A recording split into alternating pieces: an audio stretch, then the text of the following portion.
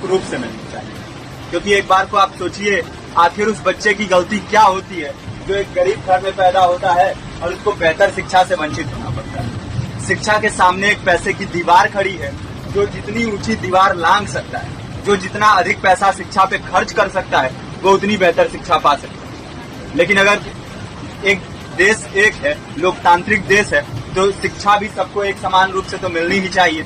आज परिस्थिति ये है कि एक तरफ तो प्राइवेट स्कूल हैं जो लूट के अड्डे बने हुए हैं, वहां पे आप एडमिशन कराने जाएंगे तो सिर्फ एडमिशन के नाम पे ही आपको 10,000 20,000 रुपए देना होगा। और कमीशन खोरी का ऐसा धंधा है कि कॉपी, किताब, टाई, बेल्ट, ड्रेस, जूता कहाँ से खरीदना है ये आप नहीं तय करेंगे वो प्राइवेट स्कूल वाले। यानी आम लोगों की मेहनत की आखिरी कौड़ी उनके जेब से वसूल लेना चाहते हैं।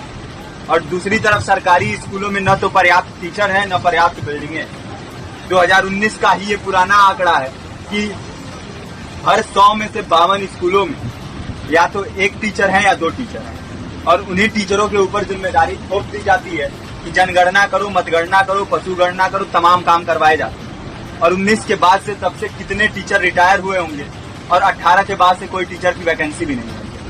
आप खुद भी सोच सकते हैं ये परिस्थिति और कितनी बिगड़ी है। इसीलिए हम लोग ये मांग उठा रहे हैं, चाहे कोई राष्ट्रपति का बच्चा हो या किसी मजदूर का, सबको शिक्षा एक समान मिलनी चाहिए और निःशुल्क रूप से मिलनी चाहिए। प्रेमचंद ने अपने दौर में भी कहा था कि एक सभ्य समाज में ऊंची से ऊंची तालीम मुफ्त होनी चाहिए और इसका पूरा खर्च गवर्नमेंट को उठाना चाहिए, क्योंकि हमारे देश को फौज से ज्यादा आवश्यकता तालीम की।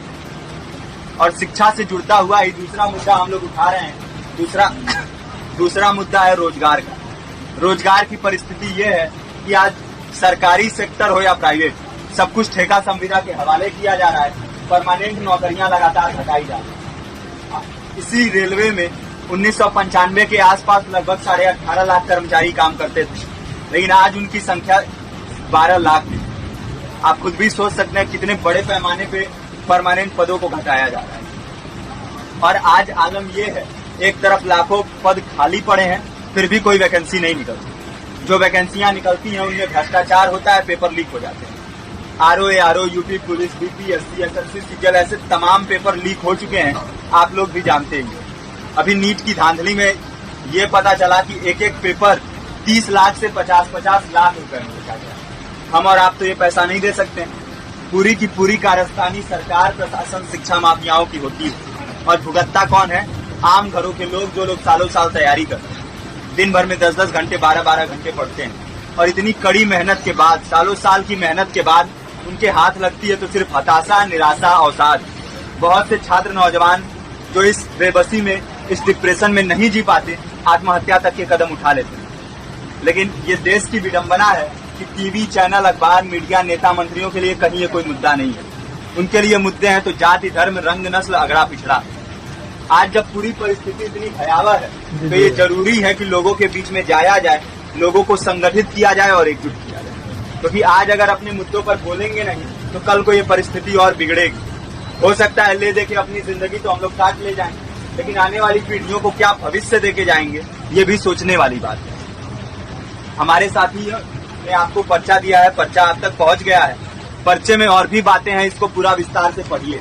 पर्चे में हमारा नंबर है, संपर्क कीजिए। फेसबुक का, इंस्टाग्राम का लिंक है, आप वहाँ पे जाएंगे तो आपको पता भी चलते रहेगा कि लगातार किन किन माध्यमों से हम इस अभियान को चला रहे हैं।